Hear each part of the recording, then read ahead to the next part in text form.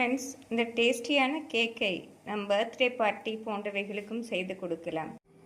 Friends, நாம் sweet potato வைத்து மிக டேஸ்டியான கேக் செய்வதற்கு இதை நன்றாக சுத்தம் செய்து எடுத்துக்கொள்ளலாம்.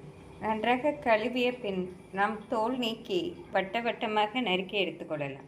நாம் இப்படி நன்றாக தோல் நீக்கி வட்ட வட்டமாக நறுக்கி எடுத்துக்கொள்ளலாம். நாம் அனைத்து சீனிக்கிழங்கையும் நறுக்கிய பின் கொதிக்கும் தண்ணீரில் போட்டு நன்றாக வேக வைத்து எடுத்து விடலாம். ஃப்ரெண்ட்ஸ், ஒரு 8 நிமிடத்தில் சீனிக்கிழங்கு நன்றாக வெந்து வந்துவிடும். நாம் வடிகட்டி எடுத்து விடலாம். ஃப்ரெண்ட்ஸ், சீனிக்கிழங்கு 8 நிமிடம் நன்றாக கொதித்து வந்து விட்டது. இப்பொழுது நாம் வடிகட்டி விடலாம். நாம் சீனிக்கிழங்கை ஒரு பவுலில் மாற்றி விடலாம். ஃப்ரெண்ட்ஸ், சூடாக இருக்கும்போதே நன்றாக மேஷ் செய்து விடலாம். நாம் நன்றாக மசித்து எடுத்துக்கொள்ள வேண்டும்.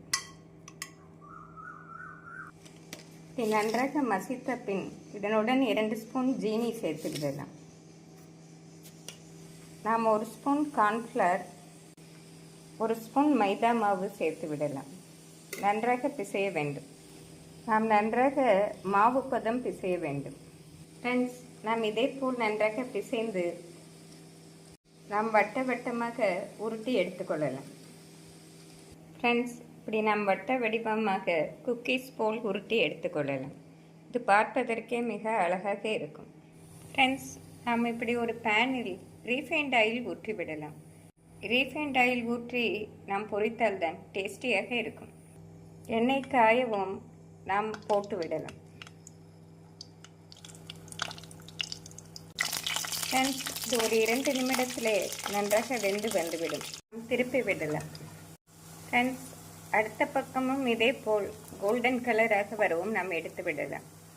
சீனிக்கிழங்கில் செய்த இந்த கேக் மிக டேஸ்டியாக இருப்பதோடு ஹெல்த்தியாகவும் இருக்கும். ஃப்ரெண்ட்ஸ், இந்த அளவு வெந்து வரவும் நாம் எடுத்து விடலாம். ஃப்ரெண்ட்ஸ், நாம் ஸ்வீட் பொட்டேட்டோ வைத்து செய்யும் இந்த கேக் குழந்தைகளுக்கு மிகவும் பிடித்த மாதிரி இருக்கும். ஃப்ரெண்ட்ஸ், நாம் சீனிக்கிழங்கு வைத்து செய்யும் கேக் அருமையாக ரெடியாகிவிட்டது. இதை நாம் சர்வ் செய்து விடலாம். ஃப்ரெண்ட்ஸ், இந்த டேஸ்டியான கேக்கை நம் பர்த்டே பார்ட்டி போன்றவைகளுக்கும் செய்து கொடுக்கலாம். ஈவினிங் ஸ்நாக்ஸாக கொடுத்தாலும் குழந்தைகள் விரும்பி சாப்பிடுவார்கள்.